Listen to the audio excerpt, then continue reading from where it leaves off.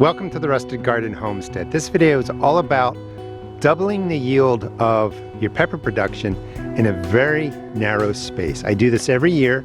In the video description, I will put in a couple videos that will show you the planting and the growth of the peppers. But today, middle of March, what I wanted to really do is just present the idea. This way you can set this up in your garden and you can really grow. There's 13 containers here, and you can put 2 pepper plants per container. That's 26 pepper plants in this very small footprint. I like using the sunken container. The bottom is cut out. This is about a 5-gallon pot. The bottoms are cut out, something like that, even a little bit larger. The pots that are in here are 8 to 10 gallons. You want something a little bit larger. Cut out the bottom, sink it in halfway, 2/3 of the way down. What this does is it allows you to concentrate the resources. I'll show you how I set up the soil for this year for 2024.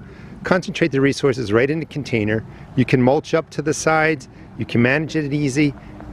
Much more easier, I think, than a big bed. And it's just a really, really small footprint. So 8 to 10 gallon pot, cut out half the bottom, sink it in halfway, put it in a line. Southern sun is over here, western sun is over there, gets plenty of sun. Heat of the summer, it's protected a little bit about asparagus that will be here. That shades them a little bit. I want that come the high heat of the summer because peppers actually will shut down if it gets too hot. Do this every year again. Check out the video description to see some of the growth. Let's get to fixing these pots up, getting the soil refreshed for 2024. One of the benefits, the main benefit, is really that you can grow 26 pepper plants in a small footprint. But I also like it because it's raised, easy to manage, but I use wood mulch on both sides every year. As that decays and breaks down, worms digest it, does its thing. All those nutrients seep down around the pot, beneath the pot. So a lot of nutrients just naturally flow around here. Every year I keep the same soil in there. It's really nice stuff. It's nice and loose, and I would just go through, certainly weed everything out, and then any organic granular fertilizer, one big fat handful really mixed in there. If you want, you could do 2. You can't really overdo it. I'm going to do 1.5.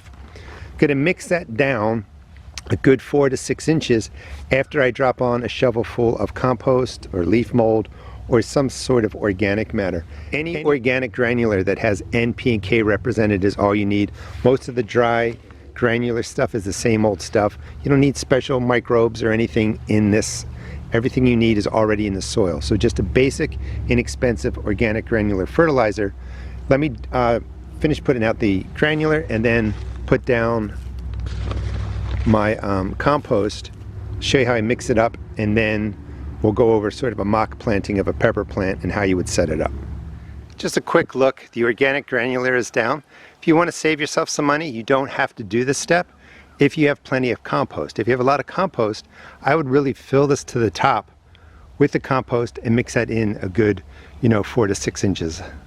Peppers can be heavy feeders, so I like putting in the organic granular. If you skip the organic granular, you just go with compost. At least include a good water-soluble fertilizer with it when you water in your peppers to get them started.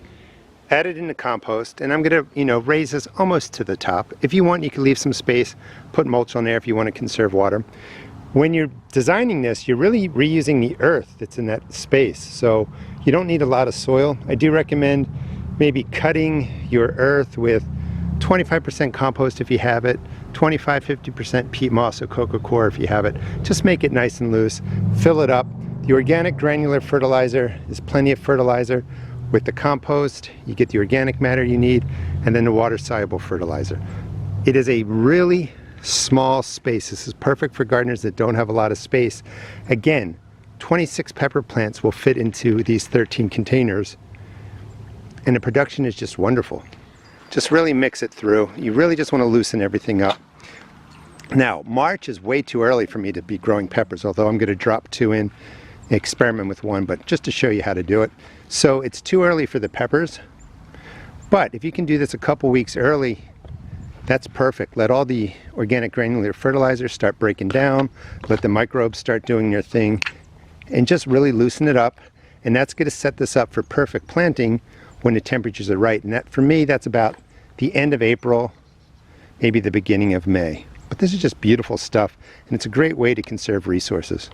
It's too early for pepper plants to go out, but I'm going to show you how I plant 2 per hole. Pretty straightforward, per container.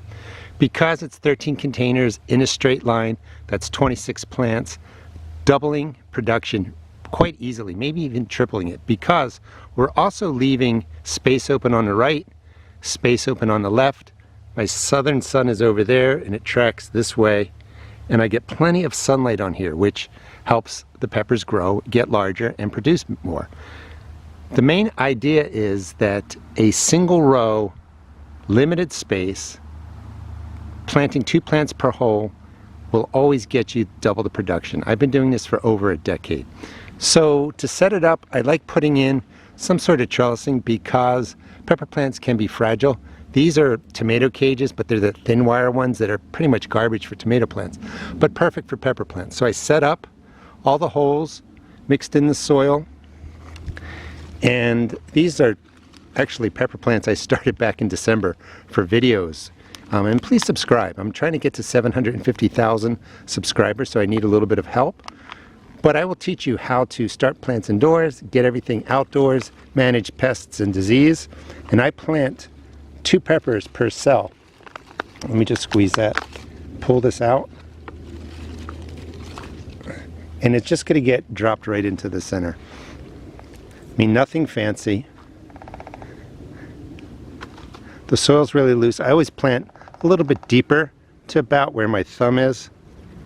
Drop it in, backfill, press it in, and that's all I would do for all these rows. Water it in with a water-soluble fertilizer. We certainly put in, really water it in well. Now there's no water-soluble fertilizer in there because this is way too early. But this is the basic setup. Now, I put in plenty of fertilizer. I'm putting videos in the video description so you can see more about setting up the sunken container garden and maybe see some of the growth. I did change it up over the years. This is kind of like my final recipe. I overload the containers with the fertilizer early on. This way I don't need to worry about fertilizing them later. I may hit them mid-season with a water-soluble fertilizer, but there's plenty in here. The organic granular is going to slowly break down. The wood chips have been decaying. The roots sink down into my clay soil, spread out. Plenty of nutrients. So it's really much, you set this up once, water it in with the water-soluble, and let your plants go. Thanks so much for watching. Please check out my seed shop at therustedgarden.com. And again, please subscribe. I will teach you how to grow food, have some fun, and I'll show you how to plant this entire garden. Thanks for watching.